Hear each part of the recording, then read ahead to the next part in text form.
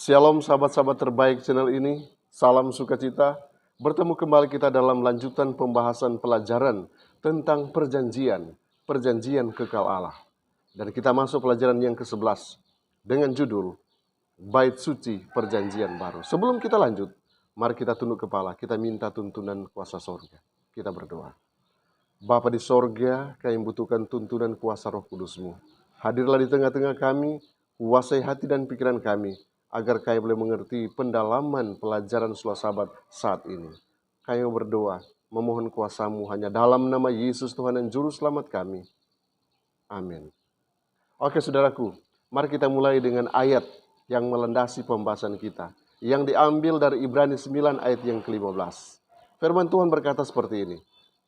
Karena itu, ia adalah pengantara dari suatu perjanjian yang baru, supaya mereka yang telah terpanggil dapat menerima bagian kekal yang dijanjikan. Perjanjian lama dan perjanjian baru memiliki banyak kesamaan, saudaraku. Namun, perbedaan yang mencolok ialah bahwa perjanjian lama atau perjanjian yang pertama hanyalah bayangan dari realitas dari yang kedua, yaitu perjanjian baru. Mari coba kita lihat sejenak. Kalau perjanjian lama ada Gunung Sinai menurut Ibrani pasal 12 ayat 18. Sedangkan Ibrani pasal 12 ayat 22 menunjuk kepada Gunung Sion. Perjanjian lama ada bait suci duniawi. Perjanjian baru ada bait suci surgawi. Perjanjian lama ada korban yang tidak sempurna. Sedangkan di perjanjian baru ada korban yang sempurna. Di perjanjian lama ada imam yang melayani di bait suci, imam yang tidak sempurna. Sedangkan di bait suci perjanjian baru ada imam yang sempurna. Mari kita masuk pada poin-poin penting. Yang pertama ialah hubungan-hubungan. Keluaran 25 ayat yang ke-8 berkata, dan mereka harus membuat tempat kudus bagiku, supaya aku akan diam di tengah-tengah mereka. Berbicara hubungan, saudaraku, ini adalah unsur yang sangat penting dalam suatu perjanjian. Tapi saudaraku, agar hubungan ini akan terus terjalin, dibutuhkan interaksi, dibutuhkan komunikasi, bahkan kontak langsung. Nah, khususnya bagi manusia yang berdosa dalam konteks ini, manusia yang cenderung untuk jatuh dan menjadi ragu, Tuhan harus mengikat dengan sebuah hubungan. Tuhan yang mengetahui hal ini mengambil langkah awal untuk memastikan bahwa Dia akan menyerahkan dirinya sendiri bagi kita orang yang berdosa. Sehingga kita dapat berhubungan dengan Dia dengan cara yang Dia sudah siapkan khusus bagi kita. Kita harus ingat bahwa alasan utama Tuhan meminta orang Israel untuk membangun tempat kudus adalah supaya Tuhan tinggal bersama-sama dengan mereka. Namun pertanyaan, bagaimana Tuhan yang kudus dapat hidup dan tinggal di tengah-tengah orang berdosa? Jawabannya, solusinya sederhana. Solusinya adalah dalam bait suci itu sendiri. Bagaimana caranya? Semua upacara dan ritual yang diciptakan dibuat untuk membawa pengampunan, membawa pengudusan, pemulihan bagi orang-orang yang berdosa, yang merasa bahwa dia sudah melakukan kesalahan terhadap Tuhan. Inilah hubungan yang Tuhan coba buat antara orang Israel dan Dia sendiri. Bagaimana dengan kita?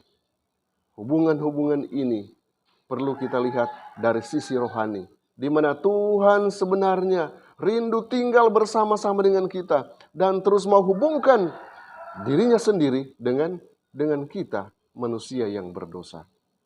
Dengan cara ini, saudaraku, Tuhan akan bisa mencurahkan kasih-Nya kepada semua orang yang bahkan tidak layak untuk menerimanya. Poin selanjutnya yaitu dosa, korban, dan penerimaan.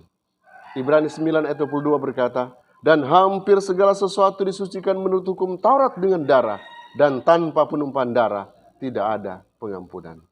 Darah adalah unsur utama dalam proses pengampunan. Darah binatang harus tercurah menggantikan darah orang berdosa. Darah itu dipercikkan di tempat kudus. Jadi, dosa itu secara otomatis, secara simbolis akan dipindahkan ke sana. Jadi, ketika imam besar memercikkan darah domba itu, maka orang yang mempersembahkan korban itu secara simbolis dipindahkan dosanya kepada dipindahkan dosanya. Jadi secara simbolis dipindahkan ke sana di bait suci. Pada saat itu orang yang berdosa akan dipulihkan dan dapat memiliki persekutuan dengan Tuhan. Namun demikian saudaraku, darah itu tidak dapat menghapus dosa dengan sendirinya. Tetapi itu sekali lagi adalah simbol darah anak domba Allah. Darah perjanjian baru yang ditumpahkan bagi banyak orang untuk pengampunan dosa. Darah yang sebenarnya ialah darah Yesus Kristus yang tergantung di kayu salib. Itulah korban yang sesungguhnya. Poin selanjutnya itu pengganti. Yesaya 53 ayat yang kelima. Tetapi dia tertikam oleh karena pemberontakan kita. Dia diremukkan oleh karena kejahatan kita. Ganjaran yang mendatangkan keselamatan bagi kita ditimpahkan kepadanya. Dan oleh bilur-bilurnya kita menjadi sembuh. Pengorbanan hewan bersifat nubuatan. Semuanya menyatakan pengganti kita, yaitu Yesus sendiri. Coba kita lihat Yesaya pasal 53. Firman Tuhan katakan, Dia pengganti bagi kita. Dia menanggung penyakit kita.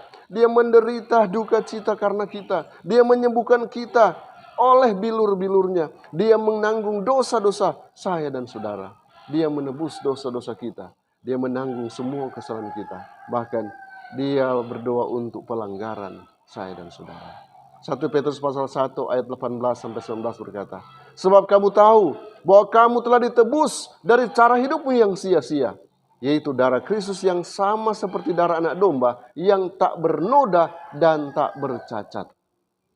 Pengganti adalah kunci daripada rencana keselamatan itu sendiri. Dalam perjanjian lama, orang-orang berdosa layak untuk mati, tetapi mereka digantikan oleh seekor hewan yang mati untuk menggantikan mereka.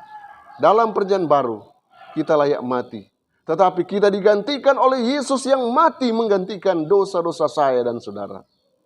Tuhan menerima Yesus sebagai pengganti kita dan mengampuni kita, memulihkan kita, dan memberikan kita hidup yang kekal.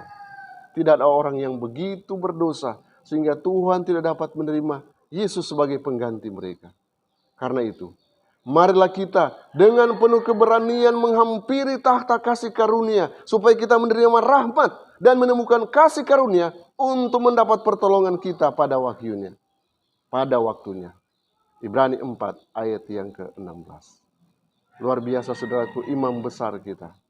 Poin selanjutnya itu imam besar perjanjian baru. Ibrani 8 ayat 1-2 berkata, inti segala yang kita bicarakan itu ialah kita mempunyai imam besar yang demikian, yang duduk di sebelah kanan takhta yang maha besar di sorga, dan yang melayani ibadah di tempat kudus, yaitu dalam kemah sejati, yang didirikan oleh Tuhan dan bukan manusia. Nah, ketika hewan itu mati, orang berdosa diampuni dan boleh pergi. Namun ritual itu terus berlanjut. Imam harus melayani dengan darah hewan itu. Dengan cara yang sama saudaraku. Kematian Yesus di Kalvari berarti suatu pengampunan bagi saya dan saudara. Namun pekerjaan Yesus untuk kepentingan kita tidak berakhir sampai di situ saudaraku. Bait suci duniawi hanyalah suatu bayangan, suatu simbol bait suci sorgawi yang sebenarnya. Yesus membawa darahnya ke bait suci yang sesungguhnya. Dia adalah imam besar kita. Karena itu, Ia sanggup juga menyelamatkan dengan sempurna semua orang yang oleh Dia datang kepada Allah. Sebab Ia hidup senantiasa menjadi pengantara mereka. Ibrani 7 ayat yang ke-25. Mari kita renungkan pernyataan ini. Yesus menghidupkan kehidupan tanpa dosa untuk saya dan saudara. Yesus mati untuk saya dan saudara. Dan sekarang berada di sorga, melayani di bait suci sorgawi untuk saya dan saudara. Semua ini dilakukan untuk menyelamatkan saya dan saudara. Dan akibat-akibat daripada dosa yang sangat mengerikan itu. Poin selanjutnya itu pelayanan sorgawi. Ibrani 9 ayat yang ke-24 berkata, Sebab Kristus bukan masuk ke dalam tempat kudus buatan tangan manusia yang hanya merupakan gambaran saja dari yang sebenarnya, tetapi ke dalam sorga sendiri untuk menghadap hadirat Allah guna kepentingan kita. Kita semua. Apakah pelayanan Yesus di bait surgawi itu? Pada dasarnya, saudaraku, Dia menjadi perantara bagi kita di hadapan Bapa di sorga. Dia adalah perantara antara langit dan bumi, antara manusia dan Tuhan.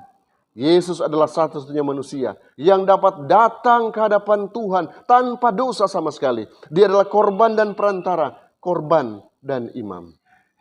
Dia meminta Bapa untuk menerima hidupnya yang tidak berdosa sebagai ganti hidup kita yang berdosa. Tidak peduli seberapa berdosanya mereka. Perantaranya adalah satu-satunya harapan kita sekarang dan pada waktu penghakiman nanti.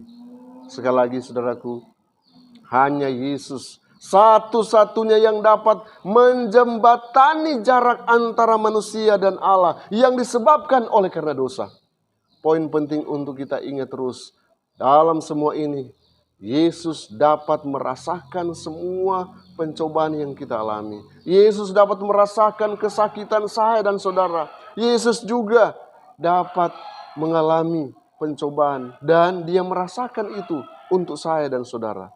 Kita merasakan itu, tapi Yesus sudah terlebih dahulu merasakan itu, dan Yesus mau supaya kita akan tetap bertahan, tetap kuat dalam iman, karena kita harus ingat Dia sementara mengantarai kita. Yesus sedang menjadi wakil kita di hadapan Bapa Surgawi. Pena inspirasi dalam buku The Story of Redemption, chapter 19, halaman 155. Pena inspirasi berkata, imam di tempat suci mengarahkan doanya dengan iman ke takhta pendamaian yang tidak dapat dilihatnya, mewakili umat Allah yang mengarahkan doa mereka kepada Kristus di depan takhta pendamaian di bait suci surgawi. Mereka tidak dapat melihat perantara mereka dengan mata alami, tetapi dengan mata iman mereka melihat Kristus di hadapan takhta pendamaian dan mengarahkan doa-doa mereka kepadanya, dan dengan kepastian mengklaim jaminan dari perantaraannya. Sungguh luar biasa. Yesus kita, perantara kita, sedang mengerjakan pekerjaan yang besar untuk keselamatan saya dan saudara. Maukah kita bersama-sama dengan Kristus datang di hadapan takhta kasih karunia Bapa, meminta supaya rahmat-Nya selalu dicurahkan kepada kita, sehingga kita akan memiliki jaminan untuk diselamatkan. Saya percaya kita akan menghargai pengorbanan Yesus. Kita akan menghargai perantaran yang Yesus sedang buat untuk saya dan saudara. Dengan demikian, kita akan berkomitmen, Tuhan, saya akan tetap setia. Saya akan terus setia sampai Engkau datang kedua kali. Mari kita tunduk kepala, kita berdoa. Bapa di sorga, biarlah kebenaran firman Tuhan yang sudah kami pelajari, Engkaulah yang akan lebih perjelas, sehingga dengan pelajaran ini kami akan mampu berjalan di dalam terang Kristus. Karena kami percaya Tuhan sedang mengantarai kami, Tuhan sedang berjalan juga bersama-sama dengan kami, dan Tuhan selalu memberikan kekuatan kepada kami. Tolonglah kami Tuhan, agar kami mampu berjalan sampai kami boleh tiba di tanah kanan surgawi. Berkati semua anak-anak Tuhan yang sedang mendengarkan channel ini. Kiranya kekuatan iman mereka boleh peroleh lewat pelajaran ini, dan mereka akan semakin setia mengandalkan Engkau dalam perjalanan iman mereka. Inilah doa hamba-Mu, memohon berkat untuk semua anak-anak Tuhan hanya dalam nama Yesus Tuhan dan Juru Selamat kami. Amin. Kiranya Tuhan Yesus memberkati kita semua. Biarlah pelajaran ini boleh menjadi berkat bagi kita. Dan bila saudara merasa bahwa pelajaran menjadi berkat, jangan lupa untuk bagikan juga itu kepada sesama, rekan atau keluarga, siapapun dia yang rindu, di mana saudara boleh memberkati mereka dengan kebenaran firman Tuhan ini. Shalom.